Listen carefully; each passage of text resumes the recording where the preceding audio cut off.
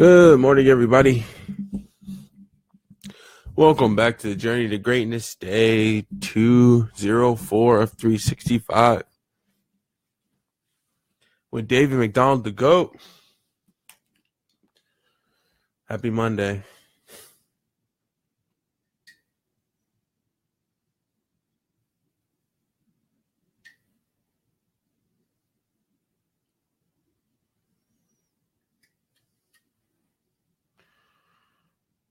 All right.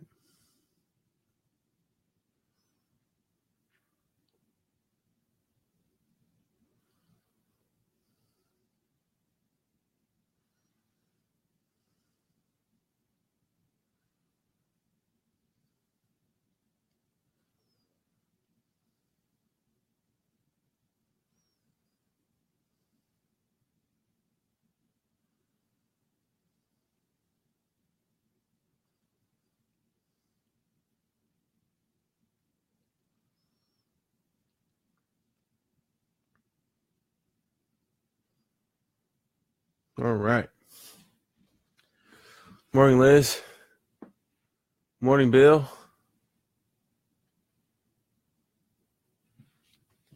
So we're going to get into our meditation routine.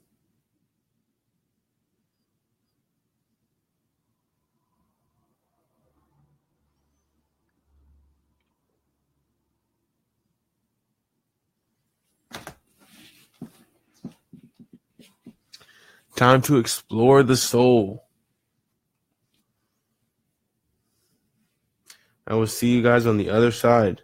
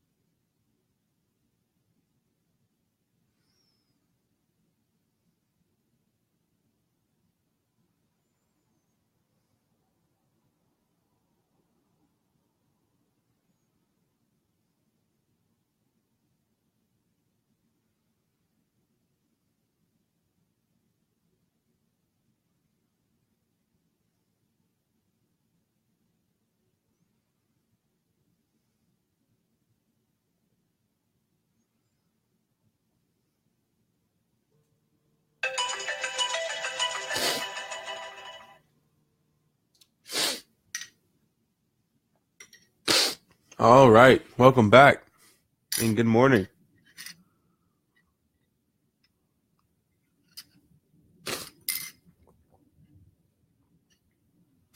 Good morning, good morning. Good morning, Mom. Good morning, Auntie. Okay.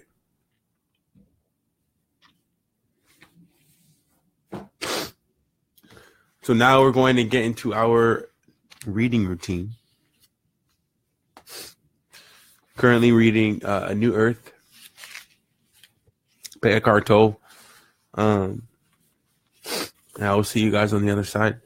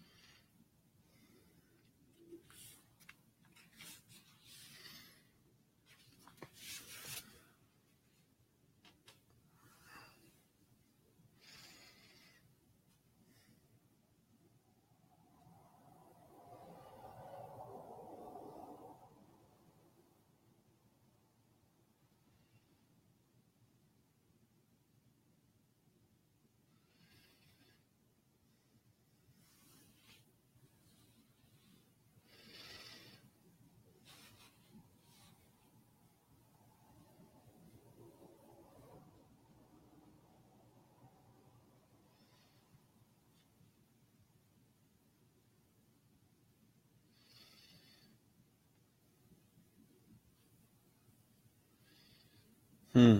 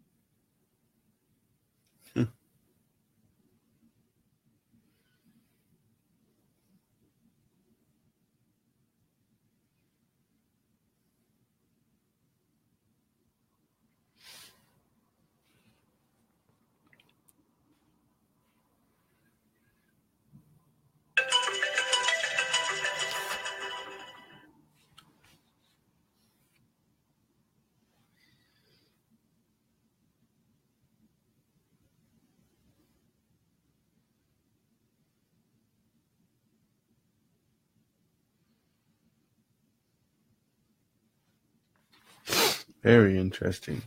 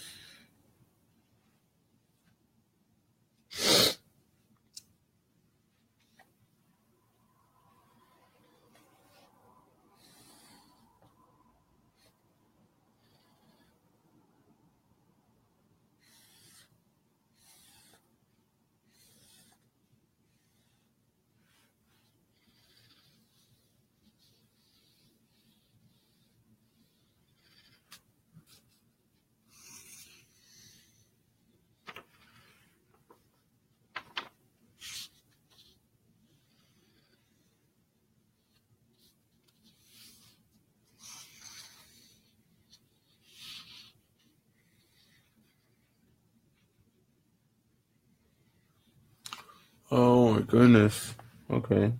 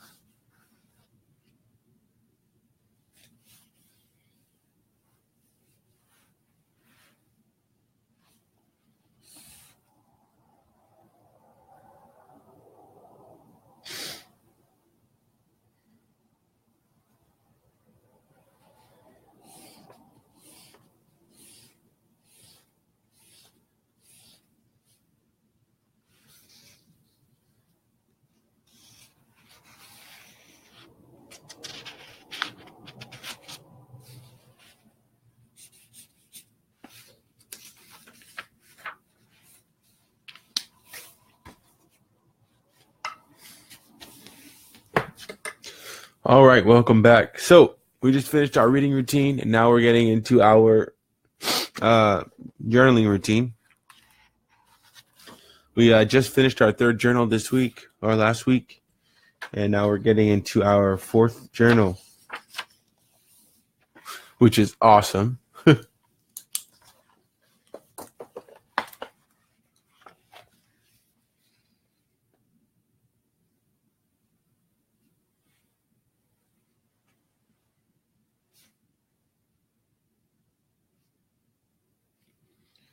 So in our journaling routine, what I usually like to do is I like to mention, what I'm most grateful for, and in the morning, that's waking up and having perfect health. Um, then I go to yesterday's activities and or experiences.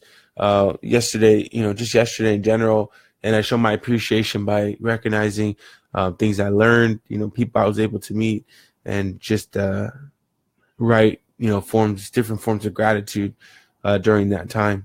And then for anything moving forward, anything I wish to manifest for myself or create, whatever that may be, then I write those things down. So journaling is really good for getting ideas out of your head, materializing facts or dreams that you may have or you wish to achieve. If you have any other questions about that, let me know. Otherwise, I'll see you guys on the other side.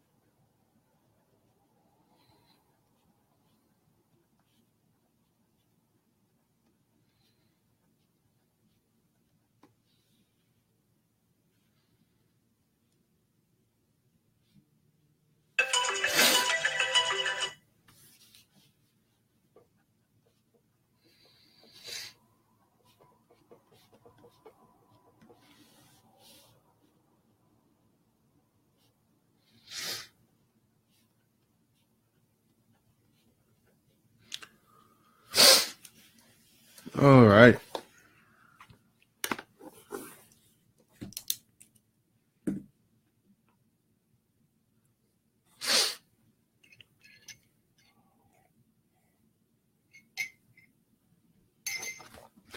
All right. Welcome back. Welcome back.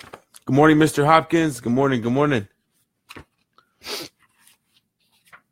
Okay, so we're going to go ahead and finish up our journey today with just a few words. So Eckhart Tolle is getting into the power of words and thoughts and identifying what it means to identify with self. Words reduce reality to something the human mind can grasp, which isn't very much.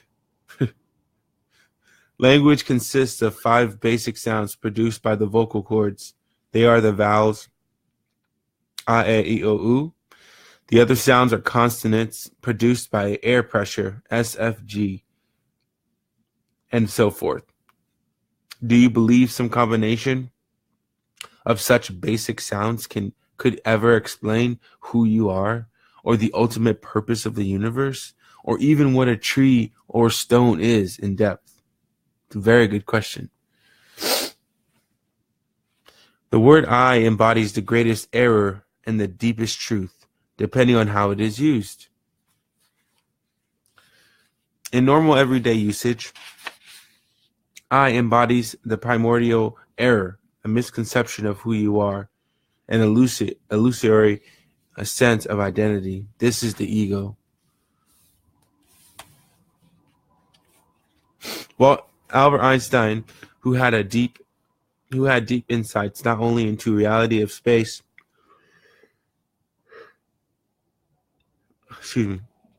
Albert Einstein, who had deep insights not only into the reality of space and time, but also into human nature, referred to as an optical illusion of consciousness. That illusory self then becomes the basis for all further interpretations, or rather misinterpretations of reality, all thought processes, interactions, and relationships. Your reality becomes a reflection of your original illusion. The good news is, if you can recognize illusion as illusion, it dissolves. The recognition of illusion is also its ending. Its survival depends on your mistaking it for reality. So I think what that means is, remember the idea of living from the physical? If I don't have $1 million in my account, I am therefore not a millionaire. That's BS. Straight. That is what this book is, I think, suggesting.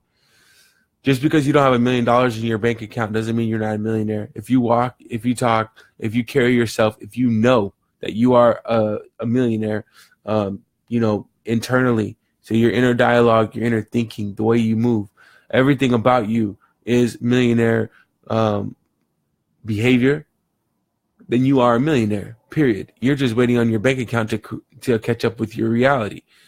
And there's nothing wrong with that. And as a matter of fact, going online or writing a check to yourself for $1 million, that stuff is real. Because when you do that and you see it and you're reminded every single day that you just earned your first $1 million check, that's what reality and that's what the universe works to give you. And so the biggest thing is that our lives are an optical illusion, meaning that we are the screenwriters. We are the creators of this reality that we live.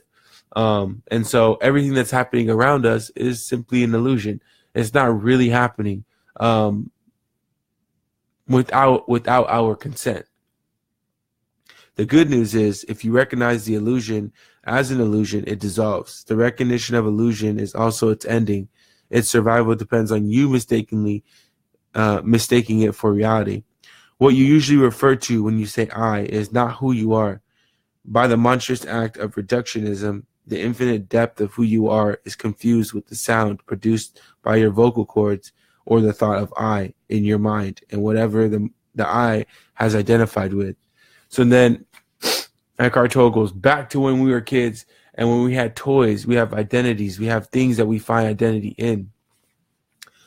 let's just generalize, instead of getting to toys, cars, and all that stuff, let's just generalize it to material things. When you find your identity in material things, you've almost already lost the game, or you've almost already have lived an unconscious life, because at any point in time, those things can be taken away from you, right? So to find your identity in them is almost senseless.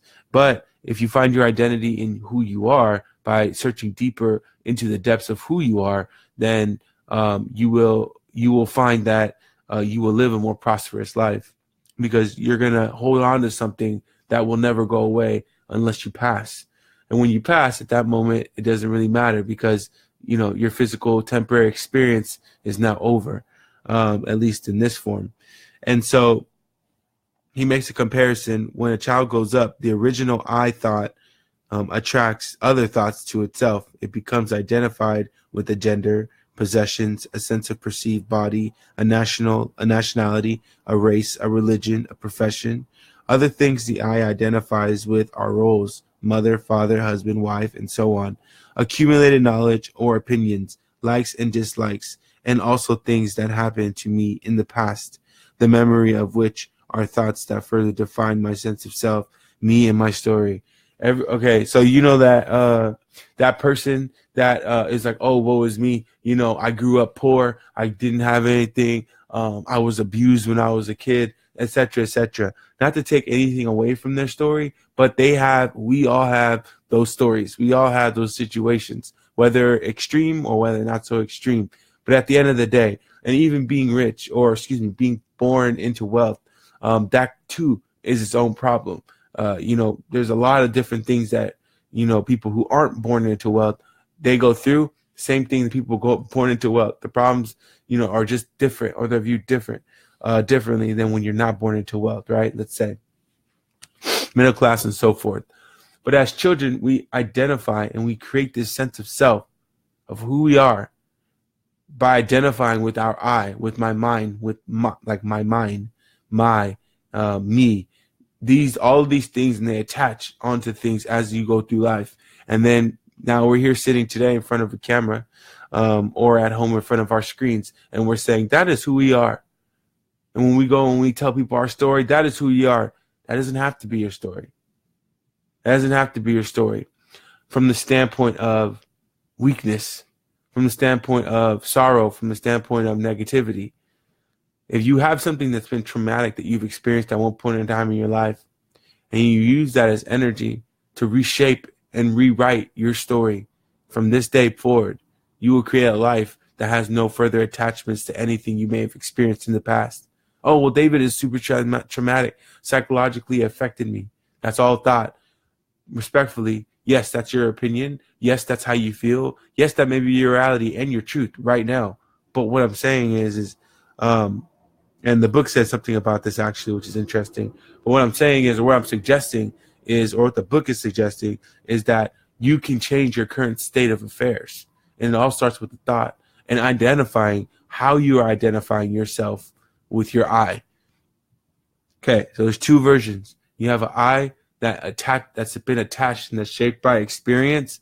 And then you have the I that actually digs deeper and it goes into that iceberg of tip of the surface. So the tip of the surface is the first I, the I that you identify yourself with through your past experiences, this, that, and the other. The story that you live by, you tell over and over and over and over again. That's the surface. But there's a deeper iceberg that doesn't end of who you really are. And when you identify with that, when you say I, then you start to unlock your truest and highest potential. You start to transcend into different levels. Now,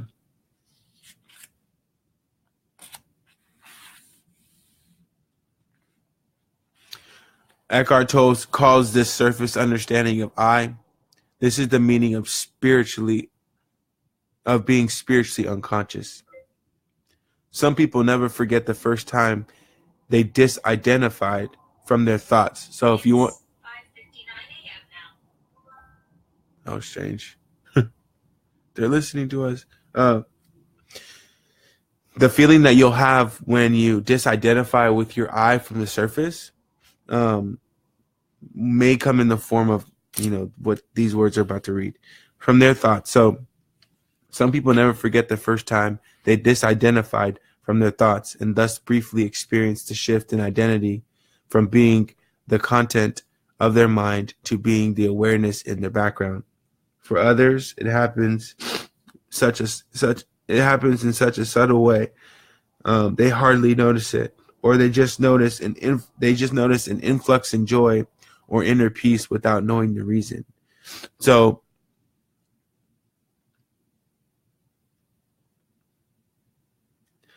to disidentify with your thoughts and to live in a reality that is pure imagination, that is pure openness, and that is pure limitless possibility. You no longer are driven down by your thoughts and who you think you are, based off of your surface level eye definitions. But when you start to dig deeper, and I was explaining this, sometimes you live in a physical world or you live in a spiritual world. Some people only live in physical world. They only live by their physical. That's the only way they can identify with anything. They haven't even jumped into the spiritual realm yet. So being a spiritual driven being myself, living more so in the spiritual and the imaginary and the woo-woo people call it, I love it. And that's the fact of that's the truth and the best place for me to be. But occasionally you have to come back to the physical side only for the sake of you don't want to be in confrontation with people. Some people aren't ready to hear, how energy travels and how you perceive energy or how your imagination runs or what you believe you can achieve. Sorry, that just brought up something for myself. Yesterday, I was at an open house that I'm really, really close to selling. Really, really close. It's really, really pause. We've sold it. It's still on the market, but it's sold. And we're waiting on the offer to come through. So I had a lady come by, and she said to me, she's like, wow, this is so much house for just 2 people. I said, yeah, you're right. I said, I think you're right. I think you'd have to have family, maybe 4 people in here, or friends or whoever. I was like, but I wouldn't be able to, live in this house alone, I don't think. And I'm looking around, and she goes, haha, is that even an option?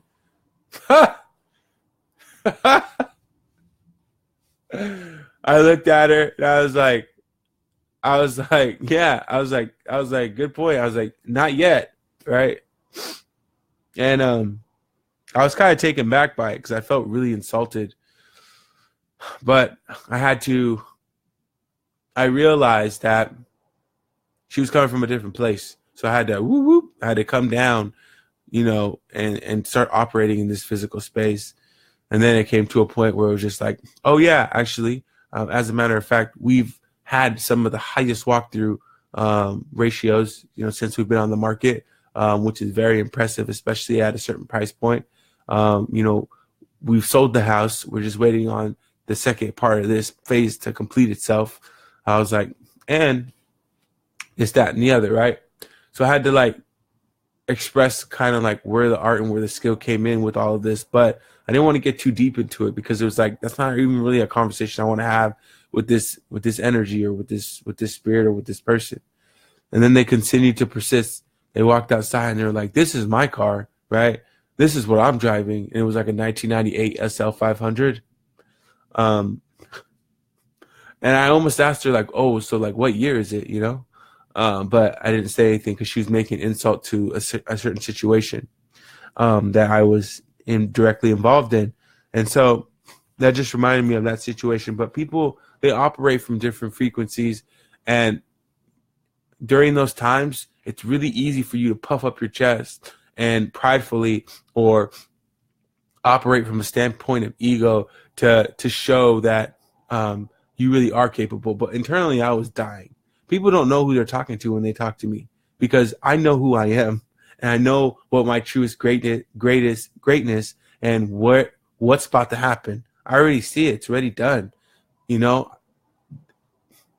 reason why I'm not rushing or I'm not running to get toward it is because it takes patience. It takes seasoning. I am in the incubation phase to getting where I'm going to go.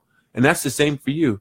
Everybody out there, if you know where you're going and you know what you're about to achieve, then everything else is just a journey. Enjoy it. Take a seat in the passenger seat, because pause. Take a seat, or recline your seat in the driver's seat, and then put that thing. But now the car is going to start driving itself to a degree. Only thing you have to do is, the car being the universe, only thing you have to do is make sure you keep your focus and understand and know who you are. And people are going to misunderstand you. People are going to look at you and they're going to judge you. That's their downfall, actually, which is better for you, because they're not expecting for you to perform at what you're about to do, or for you to do what you know you're getting ready to do. And when that happens, they're just going to look at you, and you're going to remember. You're going to say, hey, I remember when you spit on me, or I remember when you threw sand on me, or what. You're going to remember those times. And then at that moment, you're not going to stroke your ego or stroke your pride. You're going to say, okay, I recognize that was a mistake.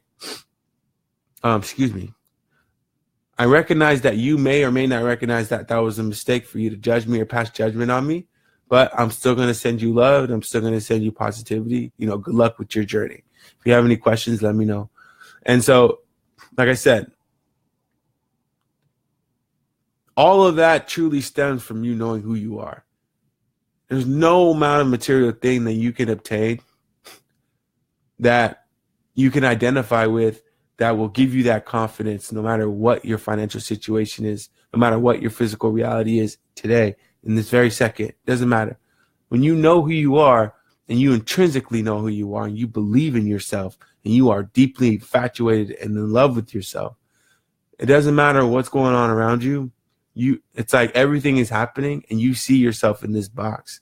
You see this self. No, I like this better. You see yourself in an open field. Everything's happening around you. War, chaos, wildness, craziness, all this stuff is happening around you. But you see yourself perfect, exactly where you want to be, exactly how your life is, everything to a T. And so with that being said, it doesn't matter what anybody says. That doesn't hurt me. That doesn't hurt my ego for what that lady said to me, right? I just internally laughed very, very deeply. Very, very, very, very deeply. I laughed. And I said to myself, just release it and love her and let it go. So now Eckhart's starting to get into the voice in the head. So the first glimpse of awareness came to me when I was a first-year student at University of London. I'm going to read this situation real quick, or this example. I would take the tube, also known as the subway, twice a week to go to the university library, usually around the 9 o'clock in the morning. Toward the end of rush hour, one time, a woman in her early 30s sat opposite. I had seen her before a few times on the train. One could not help but notice her. Although the train was full, the seats on either side of her were unoccupied. The reason being, no doubt, that she appeared to be quite insane. She looked extremely tense and talked to herself incessantly. In a loud and angry voice, she was so absorbed in her thoughts that she was totally unaware. It seemed of the other people of her surroundings. Her head was facing downward and slightly to the left, as if she were addressing someone sitting in the empty seat next to her. Although I don't remember the precise content, her monologue went something like this. So her conversation to herself. And then she said to me, so I said to her, "You are a liar. How dare you accuse me of, when you are the one who has always taken advantage of me? I trusted you, and you betrayed my trust." There was the angry tone in her voice of someone who has been wronged, who needs to defend her position, lest she become annihilated. As the train approached the Tottenham Court Road station, she stood up and walked toward the door, with still no break in the stream of words coming out of her mouth. That was my stop too. So I got off behind her at street level. She began to walk toward Bedford Square, still engaged in her imaginary dialogue, still angrily accusing and asserting her position. My curiosity arose and I followed her as long as she was walking in the same general direction I had to go in. Although engrossed in her imaginary dialogue, she seemed to know where she was going. Soon we were within sight of the imposing structure of the Senate House, and a 1930s high-rise, the university's central administrative building, the library. I was shocked. Was it possible that we were going to the same place? Yes, that's where she was heading. Was she a teacher, a student, an officer, a librarian? Maybe she was some psychologist research project. I never knew the answer. I walked 20 steps behind her, and by the time I entered the building, which ironically was the location of the headquarters of the Mind Police in film version of George Oswald's novel 1984, she had already been swallowed up by one of the elevators. And we'll continue that story tomorrow. But commonly, when you talk about the voice in your head,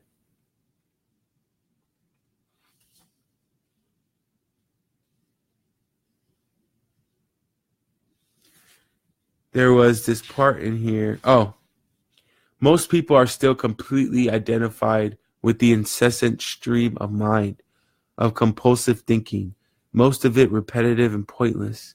There is no I apart from their thought process and the emotions that go with them. This is the meaning of being spiritually unconscious. We said that. When told that there is a voice in their head, that never stops speaking, they say, "What voice?" or angrily deny it, which of course is the voice, is the thinker, is the unobserved mind. It could almost be looked upon as an entity that has taken possession over them. In another space, they call it controlling the drunken monkey inside your head. But we'll just leave it at that. So tomorrow we'll finish the story about what happens with this lady in the high rise. I think he says that he doesn't know what happened to her, but we'll see tomorrow. And so I guess in the end today, the biggest takeaway is that,